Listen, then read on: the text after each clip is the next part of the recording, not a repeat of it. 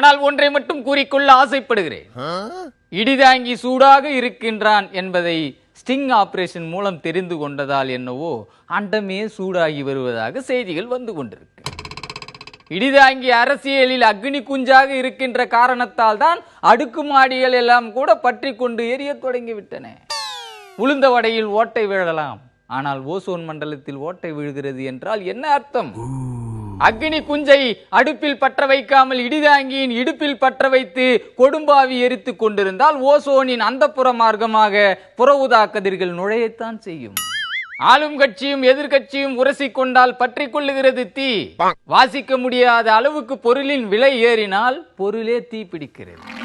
பெரிய வெங்காயமே பொறாமை கொள்ளும் அளவுக்கு சின்ன வெங்காயத்தின் விலை ஏறி வருகிறது.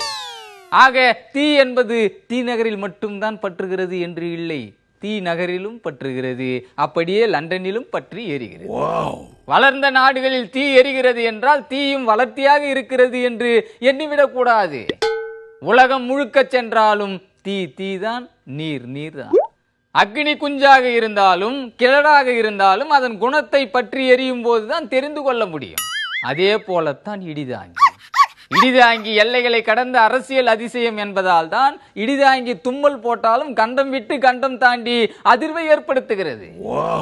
கூவத்தூரில் அன்றைக்கு பற்ற வைத்த தீ இன்று வரைக்கும் கொழுந்து விட்டு எரிகிறது என்று சொன்னால் அதன் அர்த்தம் என்ன? எல்லாம் விலைதான் காரணம். பொருளின் விலைவாசி ஏறுவதை போல தலையின் விலையும் ஏறினால் தீ பிடிக்கத்தான் செய்யும். தீப்பெட்டி மட்டும் தீயை பற்ற வைக்காது. ஒளிவு மறைவாக இருக்கும் ஒளிப்பெட்டியும் தீயை பற்ற வைக்கத்தான் செய்யும் என்பதால் தான் செய்திகளை இடைமறித்து தீ பிரேக் பண்ணு. அக்னி குஞ்சை பஞ்சில் பற்ற வைத்தால் என்ன ஆகும்? பஞ்ச் டயலாக் ஃபயராக மாறும். அந்த ஃபயர் வைரலாக மாறும் போது மக்கள் எல்லாரும் பார்த்து களிப்புறுவார். இதைத்தான் காட்டு தீ என்று இடிதாங்கி சொல்லுகிறான். இடிதாங்கியும் இடியும் உரசி கொள்வதை பார்த்திருக்கிறீர்களா? பார்த்திருக்க வாய்ப்பே இல்லை.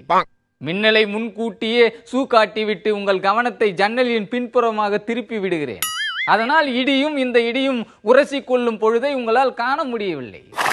அதனால் தான் இடி என்றைக்கும் தலையிடியாக மாறி உண்மையான பிரச்சனையின் குறுக்கே நின்று கட்டையை போட்டுக் கொண்டிருக்கிறான் என்ற உண்மையை சொல்லி உங்களிடமிருந்து விடைபெறுகிறேன்.